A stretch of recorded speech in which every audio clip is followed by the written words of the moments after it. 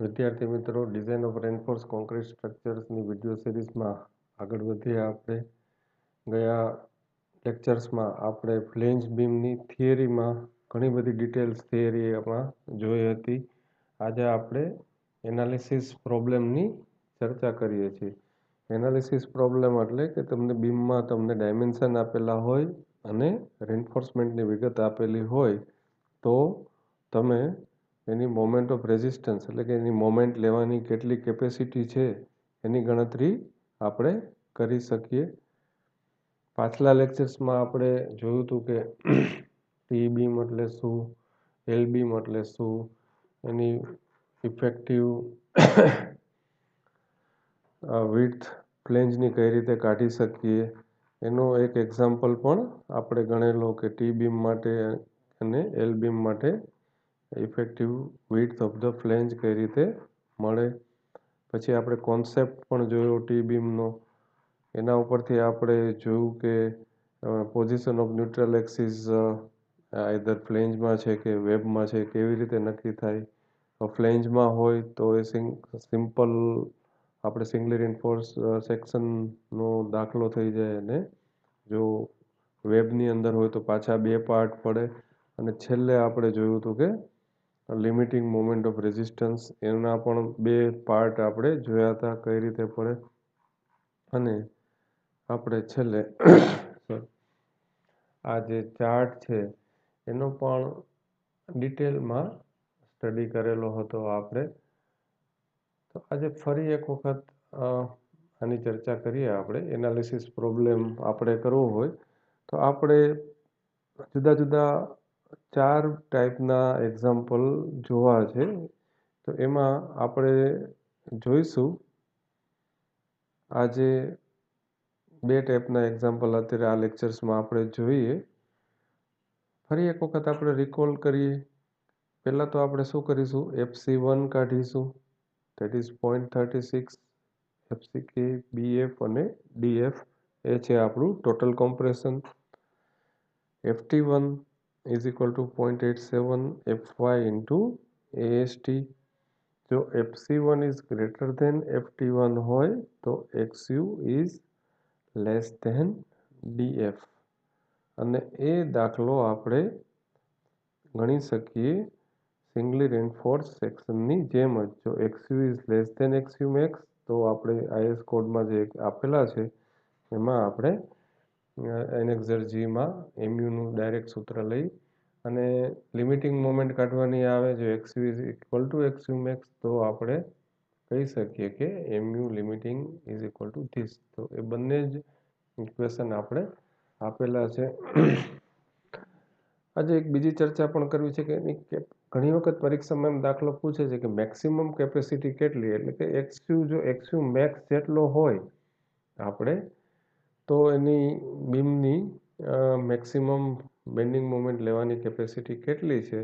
તો એમાં પણ આપણા પાછા બે ભાગ પડે છે. DF/D છે એ 0.2 કરતાં ઓછા હોય તો કેટલા અને DF/D ઇઝ ગ્રેટર ધેન 0.2 હોય તો કઈ રીતે આપણે દાખલો ગણી શકીએ, રાઈટ.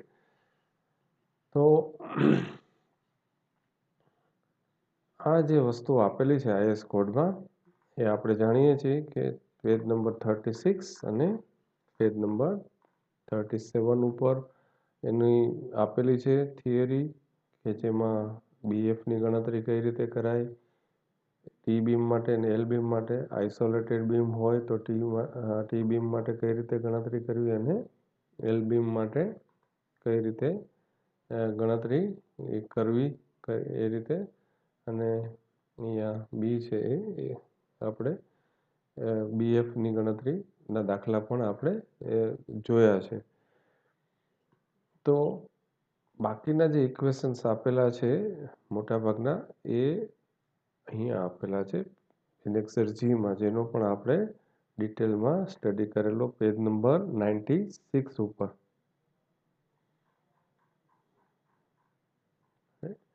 એમાં ફ્લેંજ્ડ બીમ માટે આપેલા છે G2.1, G2.2 અને G2.3. 3 વસ્તુ બહુ ક્લિયરલી સમજાવી છે, જે આપણે આ ચાર્ટમાં પણ સમજ્યા છીએ. તો આજે આપણે એક એક્ઝામ્પલ ગણીએ, એટલે આ બધા જ અત્યારે જરાક કોમ્પ્લિકેટેડ તમને લાગતું હશે, પણ ઇટ ઇઝ વેરી ઇઝી. કોડનો ઉપયોગ કરી અને કઈ રીતે આપણે વધારે ઇઝી બનાવી શકીએ એ રીતે આપણે આગળ વધીએ.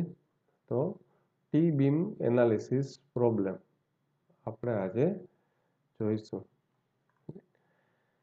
Find the moment of resistance of a T-beam for following data: L0 3000 mm, BW 230 mm, DF 100 mm. અહીંયા મેં ઇફેક્ટિવ ડેપ્થ બધા જ પાર્ટમાં ઇફેક્ટિવ ડેપ્થ ડાયરેક્ટલી આપી દીધો છે. 550 mm કોન્ક્રીટ ગ્રેડ M20 અને સ્ટીલ ગ્રેડ Fe415. તો 4 એક્ઝામ્પલ અહીંયા આપણે ગણવાના છે. પહેલા એક્ઝામ્પલમાં ફાઇન્ડ MU લિમિટિંગ. ખાસ હજી વિદ્યાર્થીઓને હું કહું છું કે વારંવાર પરીક્ષામાં MU લિમિટિંગ પણ પૂછાય છે.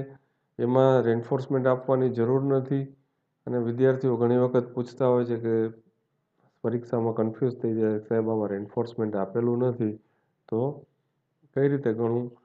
આપણે સિંગલી રેન્ફોર્સ બીમમાં પણ તમને ખ્યાલ હશે તો MU લિમિટિંગ ઓવર BD સ્ક્વેરનો રેશિયો આપણે જોતા હતા. સિંગલી રેન્ફોર્સ બીમ માટે M20 અને Fe415 માટે 2.76 હતો SP16માં, અને એના ઉપરથી આપણે લિમિટિંગ વેલ્યુ કાઢી દેતા હતા, રાઈટ. તો MU લિમિટિંગની ગણતરી કરવા માટે રેન્ફોર્સમેન્ટની જરૂર નથી. બીજો એક એક્ઝામ્પલ ગણશું જેમાં 425 mm ટોર સ્ટીલ આપેલો છે. ત્રીજા પાર્ટની અંદર આપણે ગણીશું 625 mm ટોર, અને ચોથા એક્ઝામ્પલમાં આપણે ગણશું કે 825 mm ટોર આપેલું હોય. તો આ ચારેયમાં શું ફેર આવે, એટલે મોસ્ટ ઓફ કેસીસ આપણે જે બધા જ કેસીસ જે આગળ જોયા એ બધા કેસીસ આમાં આવી જશે. અહીંયા દાખલાની શરૂઆત કરીએ. બધા જ દાખલામાં આ કોમન રહેશે. ઇફેક્ટિવ ડેપ્થ આપણે 550.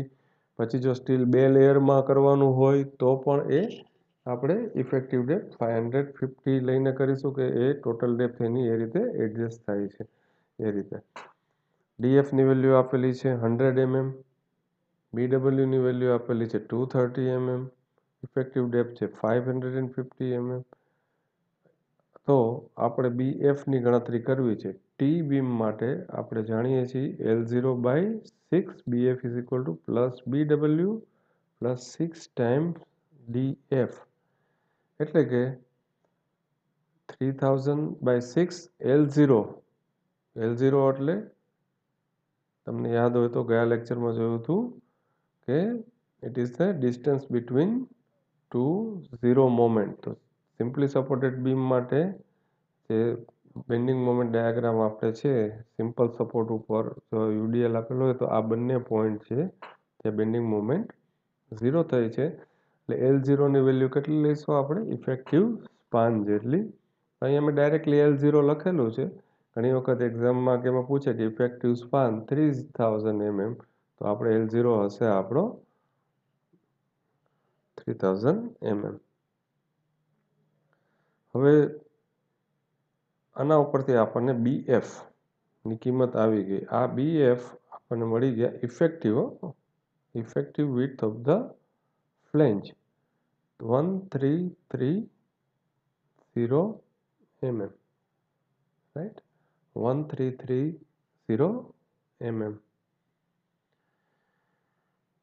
MU લિમિટિંગ આપણે ફરી એક વખત આપણા ચાર્ટ તરફ જઈએ. MU લિમિટિંગ અત્યારે આપણે આ પોર્શનને ભૂલી જઈએ છીએ કે ન્યુટ્રલ એક્સિસ ફ્લેંજમાં છે કે ન્યુટ્રલ એક્સિસ વેબની અંદર છે, પણ આ બીમ છે એ મેક્સિમમ કેટલી મોમેન્ટ રેઝિસ્ટ કરી શકે છે. તો એના માટે જો અહીંયા મેં આપેલું છે કોઈ પણ બીમ છે એમાં XU મેક્સ જેટલી આવે આમાં આપણે આ રીતે, તો એવું આપણે કરી શકીએ અહીંયા કે પહેલાં તો શું કરશું, ડીએફ બાય ડીનો રેશિયો આપણે કાઢીશું. પહેલાં આપણે ડીએફ પણ ડીનો રેશિયો આપણે કાઢીશું અને એ જો 0.2 કરતાં ઓછો હોય તો એમ્યુનું આ ઇક્વેશન આપણે આપેલું છે, મેં અહીંયા લખેલું છે કે G2.2 ડીએફ અપોન ડીનો રેશિયો જો 0.2 કરતાં વધારે આવે તો આપણે એમ્યુનું કયું ઇક્વેશન વાપરશું, G2.2.1. તમારે કોઈ પણ ઇક્વેશન યાદ રાખવાનું નથી. જો પરીક્ષામાં આવો એક્ઝામ્પલ પૂછાય તો ભૂલે ચૂકે છોડી નહીં દેવાનો. આપણે આ રીતે બંને ઇક્વેશન આપેલા છે આપણને. mu is equal two 0.36 xu max upon d 1 minus 0.42 xu max upon d fck bw d square. ક્યારે df by d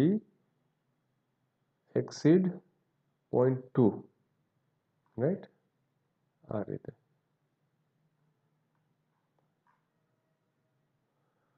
અને અહીંયા આપણે yf વાપરેલો છે 2.2.1માં. જ્યારે પહેલું છે કે જ્યારે df by d does not exceed 0.2 ત્યારે yf ની જગ્યાએ શું વાપરેલું છે, df આપણે વાપરવાનું છે. તો સૌથી પહેલાં તો આપણે શું ચેક કરવું પડશે, df upon d. df upon d ની વેલ્યુ આપણે કાઢવી પડશે, રાઈટ. તો આપણા જે કેસમાં df અપોન d, df છે 100 mm, ઇફેક્ટિવ ડેપ્થ છે 515. તો it comes out 0.18 which is less than 0.2. તો as per IS 456 clause number G2.2 આપણે આગળ વધવાનું રહેશે, રાઈટ. આ ઇક્વેશનમાં આપણે જોઈએ તો અહીંયા આપેલું છે xu max બાય ડીનો રેશિયો. xu max બાય ડીનો રેશિયો ક્યાંથી કાઢીએ આપણને ખબર છે કે SP16 પેજ નંબર 9 ઉપર આપણને આપેલો છે કે ડિફરન્ટ ગ્રેડ ઓફ સ્ટીલ માટે xu max બાય ડીનો રેશિયો આપેલો છે. તો આપણું જે Fe415 આપેલું છે એમાં xu max બાય ડીનો રેશિયો કેટલો છે, 0.479. એટલે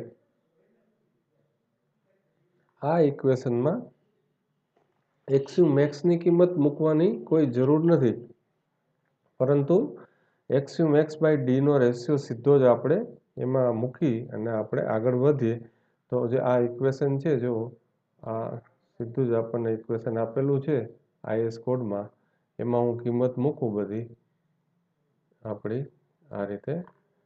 તો 0.36 xu max by D 1 minus 0.42 xu max by d fck bw d square plus 0.45 fck bf minus bw into આ છે આપણો df અને d minus df by 2, d minus df by 2.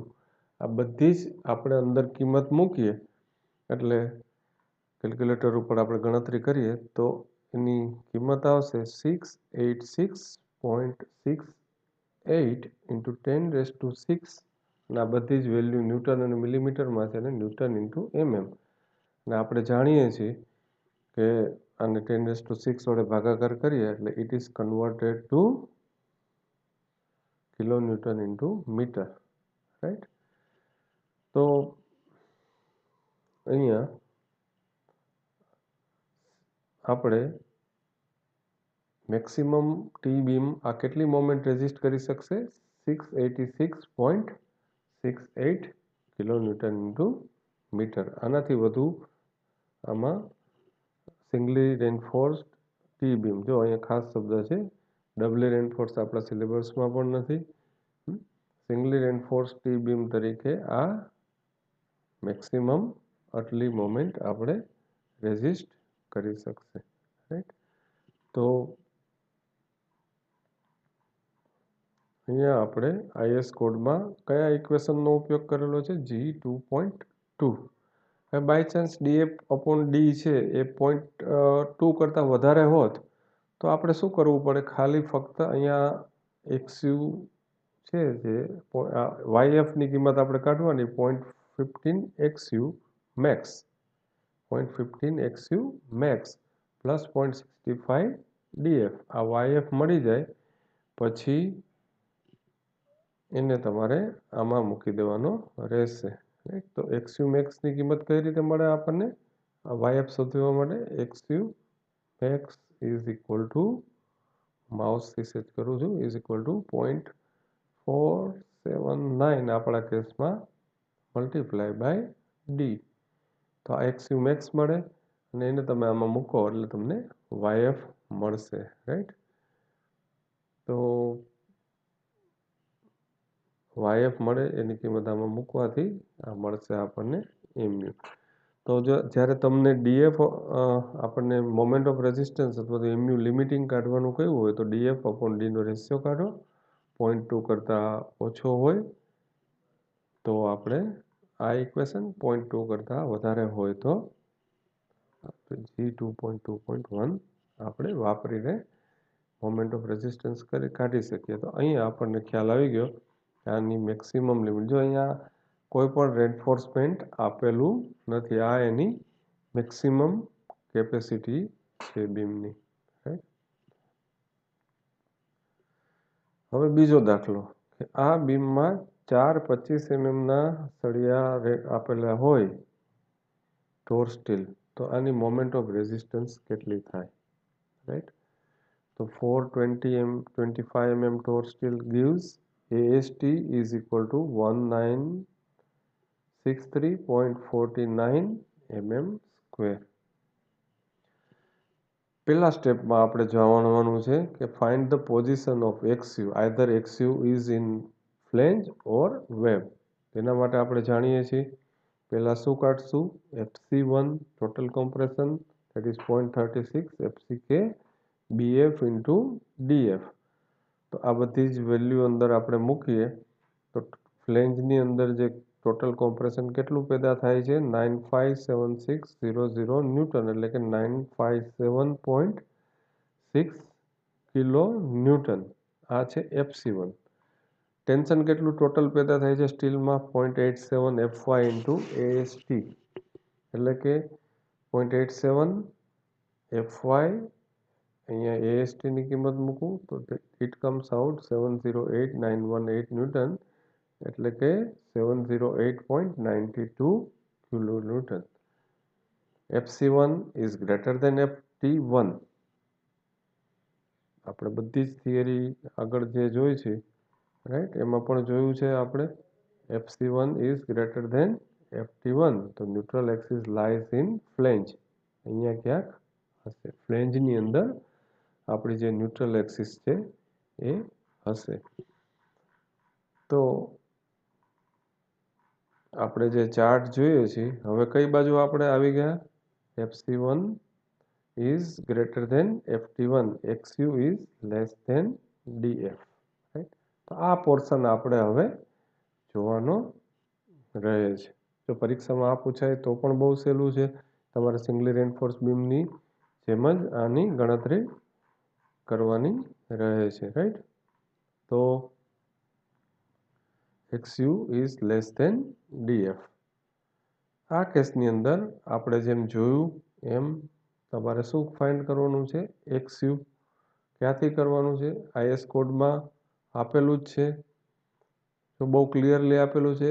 Four XU less than DF the moment of resistance may be calculated from equation given in G1.1. G1.1 આખું, એટલે કે singly રેન્ફોર્સ beam તરીકે. Right. તો XU by D છે એની જગ્યાએ આપણે XU રાખીએ તો ડી બંને બાજુથી નીકળી જાય અને આપણે જેમ આગળ વાત કરી હતી એમ XU કાઢતી વખતે આપણે શું લઈશું? બીની જગ્યાએ BF, કારણ કે હવે આ ફ્લેંજ આખી ગણવાની રહેશે આપણે ફ્લેંજની વિડ્થ. તો આ ઇક્વેશનમાંથી આપણે જોઈએ તો સૌથી પહેલાં શું જોયું આપણે? સૌથી પહેલાં આપણે જોયું કે આ જે છે એ ન્યુટ્રલ એક્સિસ છે એ ફ્લેંજની અંદર છે. પછી બીજા સ્ટેપમાં ફાઇન્ડ XU. જે ઇક્વેશન મેં તમને આઈએસ કોડમાં બતાવ્યું એમાં બીની જગ્યાએ BF મૂકો એટલે આવશે 74.03 mm. ન્યુટ્રલ એક્સિસ આવશે 74.03 mm. હવે આપણે ચેક કરવાનું છે કે XU મેક્સ કરતાં ઓછી છે કે એના જેટલી છે. તો XU max is equal to XU max by ડીનો રેશિયો આપણે જોયો આગળ 0.479 એને ડી વડે ગુણાકાર કરો એટલે કે 263.45. XU max is equal to 263.45 mm. So here XU is less than XU max. તો આ ચાર્ટમાં પહેલા તો આપણે અહીંયા જોયું કે XU is less than DF. પછી આપણે XU કાઢ્યું. પછી અહીંયા જોઈએ છીએ હવે કે XU is less than XU max. તો MU નું જે સૂત્ર છે આપણી પાસે આઈએસ કોડમાં આપેલું છે આ MU જે આપણે સિંગલી રેન્ફોર્સ બીમમાં ગણતા હતા એ જ સૂત્ર છે. અને તમે જુઓ તો એમાં કિંમત મૂકીએ આપણે MUની કિંમત આપણે મૂકીએ આ રીતે એ સૂત્રને લઈએ તો અહીંયા બીની જગ્યાએ ખાલી તમારે શું મૂકવાનું છે? BF મૂકવાનું છે. FY ખબર છે, AST ખબર છે, D ખબર છે. અહીંયા BF આપણો છે 1330 mm અને D ખબર છે 550 mm અને FCK. તો it comes out 368.19 into 10⁶ newton into mm એટલે કે 368.19 કિલોન્યુટન મીટર. તો જો આપણે 425 mmના ટોર સ્ટીલના બાર મૂકીએ તો બીમ છે એની કેપેસિટી કેટલી હશે? Moment of resistance 368.19 kilonewton into metre. Right. તો આપણે સમજી શકાય એવું છે. ખાસ ફરી એક વખત આજે જોઈએ એનાલિસિસ પ્રોબ્લેમમાં શું કર્યું આપણે આ લેક્ચરમાં? બે એક્ઝામ્પલ જોયા આપણે. આગલી થિયરી આપણે બધી જ જોઈ છે એમાંથી આ ટી બીમ એનાલિસિસમાં આપણે પહેલાં તો મોમેન્ટ ઓફ રેઝિસ્ટન્સ કે આની લિમિટિંગ મોમેન્ટ કઈ રીતે આવે તો બધા જ બીમ માટે આપણે જોયું કે આપણે રાખીશું કોમન BFની value L0/6 plus BW plus 6DF તો 1330 mm આવી. અને MU લિમિટિંગ કાઢવા માટે આપણે આઈએસ કોડનો આ જે છે એનો ઉપયોગ કરી એનેક્સર Gનો અને એમાં જોયું હતું કે DF/Dનો રેશિયો આપણે પહેલાં જોવો પડે. જો એ 0.2 કરતાં ઓછો હોય તો આ ઇક્વેશન, 0.2 કરતાં વધારે હોય તો G2.2.1 ઇક્વેશન. તો DFની જગ્યાએ આપણે YFનો ઉપયોગ કરી અને આ વસ્તુ આપણે લઈ શકીએ છીએ. રાઈટ. તો અહીંયા આપણા કેસની અંદર DF/Dનો રેશિયો આવે છે 0.18. તો આપણું જે ઇક્વેશન છે G2.2.2 જ રહેશે. અને એમાં XU max બાય ડીનો જે રેશિયો છે આપણો એ આપણે SP16માંથી જોયો 0.479 છે. બધી જ વેલ્યુ મૂકીએ એટલે આપણે મેક્સિમમ મોમેન્ટ રેઝિસ્ટ કરી શકીએ છીએ 686.68 કિલોન્યુટન. બીજા એક્ઝામ્પલમાં આપણે જોયું કે 425 mmના સળિયા આપણે મૂકીએ છીએ તો AST આવશે આટલું. તો પહેલા સ્ટેપમાં આપણે position of XU neutral axis either ફ્લેંજમાં છે કે વેબમાં છે. તો FC1 કાઢીએ, FT1 કાઢીએ. FC1ની કિંમત 957.6 કિલોન્યુટન અને આ છે 708.92 kilonewton. FC1 is greater than FT1 તો XU is less than DF. અને પછી આપણો દાખલો જોયું એમ સિંગલી રેન્ફોર્સ બીમની જેમ જ આગળ વધશે. એનેક્સર Gમાં જે ઇક્વેશન છે સિંગલી રેન્ફોર્સ બીમમાં એમાંથી આપણે XU કાઢીએ, compare XU with XU max અને ફાઇન્ડ MU. આ ઇક્વેશન બધા આપેલા છે. અહીંયા કાળજી એ રાખીશું બીની જગ્યાએ આપણે BF વાપરીશું એટલે કે આપણું જે ટોટલ મોમેન્ટ ઓફ રેઝિસ્ટન્સ છે it will be 368.19 kilonewton into metre. તો આ રીતે આપણે પરીક્ષામાં કોઈ પણ એક દાખલો પૂછી શકાય મોમેન્ટ ઓફ રેઝિસ્ટન્સનો. તો અત્યાર સુધી જે આપણે ભણ્યા એમાં કોઈ ઇક્વેશન આપણે યાદ રાખવાની જરૂર નથી. ફક્ત તમારા મગજમાં આ ચાર્ટની ક્લેરિટી હોવી જોઈએ કે તમારો એનાલિસિસ પ્રોબ્લેમ કઈ જગ્યાએ પડે છે. અને આ છે એ તમે ખાલી 10-15 મિનિટ વ્યવસ્થિત રીતે સ્ટડી કરો અને મારી ગેરંટી છે તમને કે તમને આ બધી વસ્તુ યાદ રહી જશે. રાઈટ. સોરી. તો નેક્સ્ટ લેક્ચરમાં હવે આપણે આનો જે બીજા 2 ટાઈપના એનાલિસિસ પ્રોબ્લેમ છે એની આપણે ચર્ચા કરીએ. તો રિપીટેડલી આ બધી વસ્તુ તમે ગણતરી કરો તમારા કેલ્ક્યુલેટર ઉપર તો જ તમને ફાવશે, કારણ કે ઇક્વેશન છે એ ઘણા મોટા છે. આમાં અઘરું બિલકુલ નથી, પણ પ્રેક્ટિસ માંગી લે એવું છે. Thank you very much.